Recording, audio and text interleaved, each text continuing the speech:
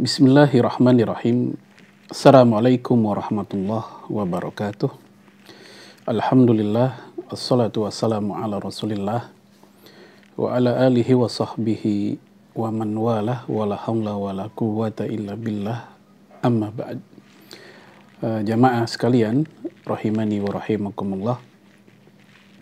Pada pertemuan kali ini kita akan membahas tentang pernak-pernik sholat duha. Sholat yang sebagian kaum muslimin merutinkannya. Sebagian ada pula yang tidak peduli dengannya. Karena memang sholat duha ini ada beragam pandangan para ulama. Yang dianut oleh mayoritas ulama adalah bahwa sholat duha ini sholat yang dianjurkan secara dawam, dirutinkan.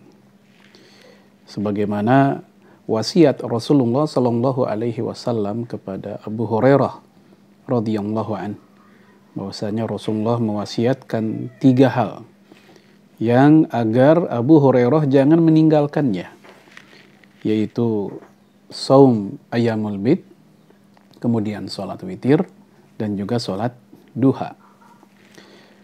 Sementara sebagian ulama, termasuk di antara para sahabat seperti Ibnu Umar, yang menganggap sholat duha itu bukan sholat yang dianggap sunnah.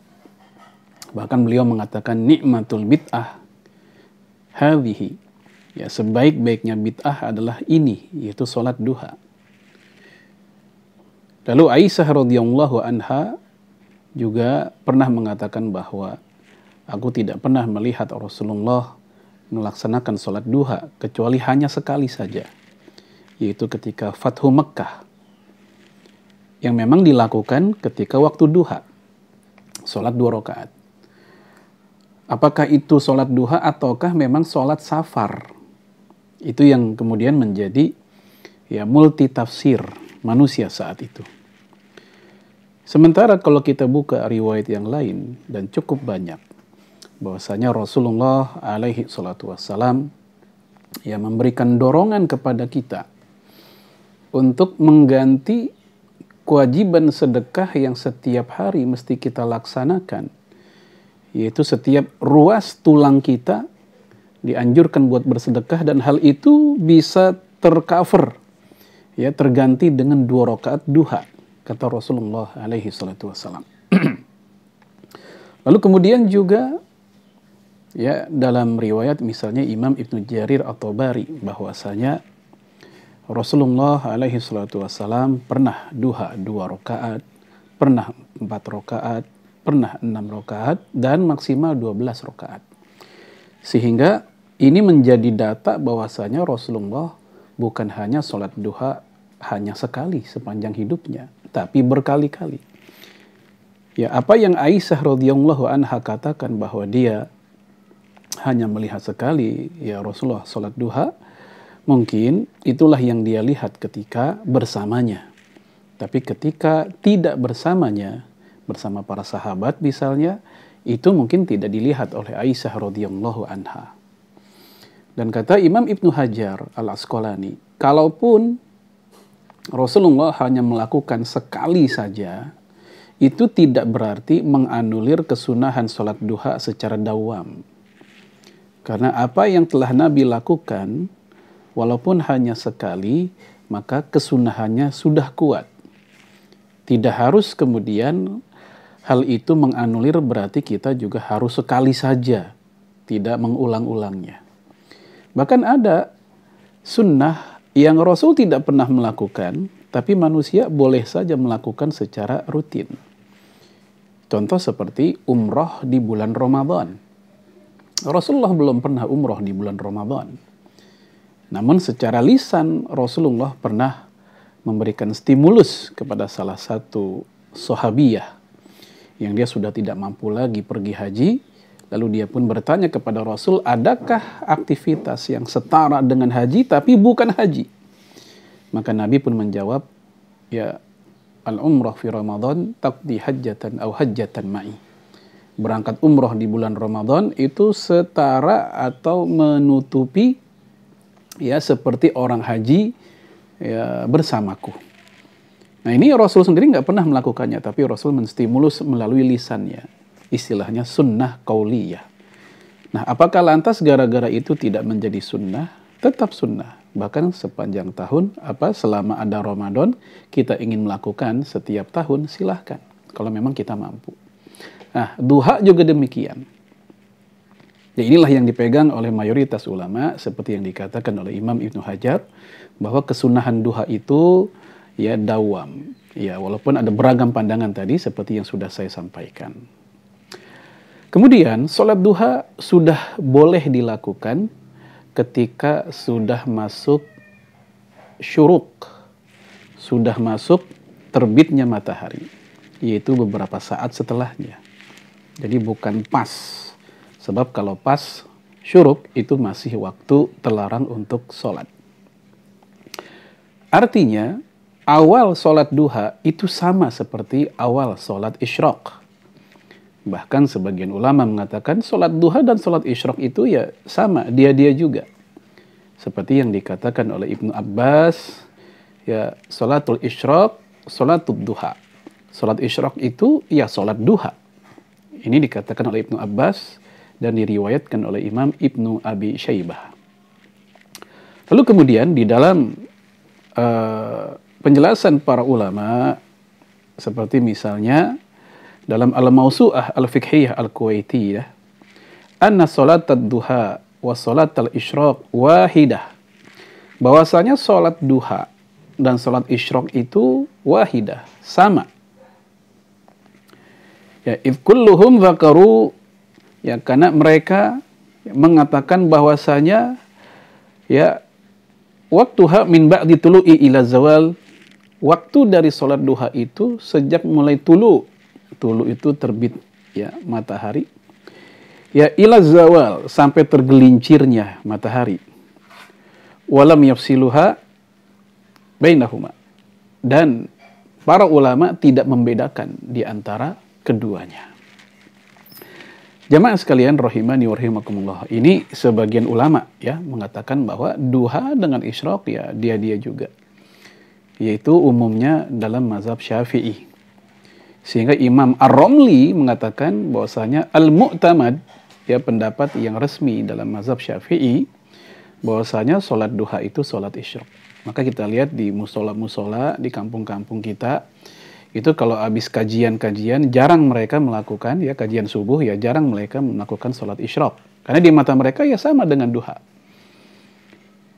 Namun di dalam mazhab Syafi'i sendiri sebenarnya ada pergolakan pendapat. Karena di antara mereka ada yang mengatakan duha dengan isyraq berbeda. Ya, dan sama-sama mengklaim itu pendapat resmi dalam mazhab Syafi'i. Namun umumnya para ulama memang membedakan di antara duha dengan isyraq. Ya, bahwasanya salat isyraq itu biasanya diawali dengan salat subuh berjamaah. Lalu tsumma qa'ada wa yadhkurullah, dia duduk dan melanjutkan dengan berzikir kepada Allah. Ya, hatta tatlu asyams, sampai terbitnya matahari. Ya, tsumma shalla raka'atain, lalu salat 2 rakaat. Nah, inilah salat syuruk. Jadi semacam ada paket begitu. Antara salat subuh berjamaah, lalu duduk dia berzikir, ya ini masih di masjid. Lalu kemudian dia lanjutkan dengan salat 2 rakaat setelah terbit matahari. Setelah, tsumma, ada jeda di situ. Enggak langsung. Nah, sementara duha dia tidak satu paket dengan aktivitas tadi. Rasulullah alaihi salatu wassalam mengatakan dalam hadis sahih Muslim bahwasanya ya salatul duha atau salatul awabin hina tarmadul fisal. Salat duha itu dilakukan ketika tarmadul fisal. Apa tarmadul fisal? Yaitu ketika unta kepanasan. Unta kepanasan itu biasanya ya ketika matahari sudah menguat panasnya. Ya anggaplah ketika jam 8, jam 9. Sehingga ini menjadi waktu paling utama sholat duha. Seperti yang dikatakan oleh Imam Nawawi, dan ini merupakan madhab jumhur. Sehingga boleh kita simpulkan dari penjelasan tadi, sholat duha itu ada waktu awal, ada waktu utama, dan ada waktu akhir. Waktu awalnya adalah sebagaimana sholat isyraq, yaitu beberapa saat setelah syuruk. Ya, sebagian ulama mengatakan 20 menit, ya seperti yang dikatakan oleh Syekh Abdullah Al-Faqih, kata beliau isyrina daqiqah takriban, yaitu kurang lebih 20 menit. Sementara ulama lain mengatakan 15 menit setelah awalnya syuruk. Ya, ini ada beragam pandangan tentang masalah itu. Kemudian waktu yang paling afdol, waktu paling utama salat duha adalah hina termadul fisal tadi, yaitu ketika unta mulai kepanasan. Jadi kalau kita perkirakan, ya mungkin sekitar jam 8, jam 9 itu mulai waktunya ya panas menyengat. Dan oleh Rasulullah dikatakan ini sholatu awabin, yaitu sholatnya orang-orang yang kembali kepada Allah. Sementara sebagian masyarakat kita memahami sholat awabin itu sholat setelah maghrib sebanyak ya 12 rakaat.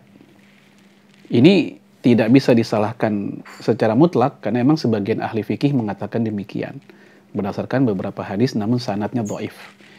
Yang sahih ada sholat duha itu sholat awabin adalah sholat duha yang berdasarkan hadis-hadis sahih seperti riwayat Imam Muslim dan yang lainnya.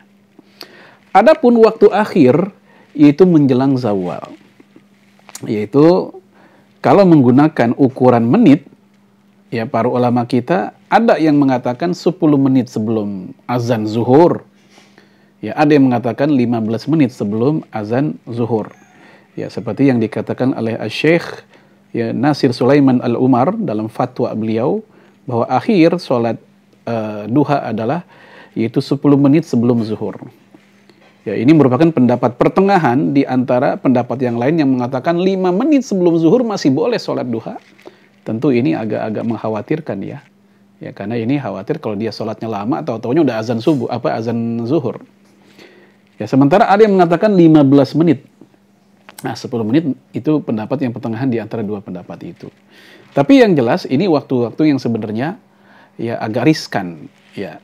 Jadi kalau kita ingin mengambil waktu yang utama hina termadul fisal, tentu itu lebih utama. Lalu kemudian jamaah sekalian rahimani wa rahimakumullah, ya salat duha ini ya salat yang sangat banyak keutamaannya.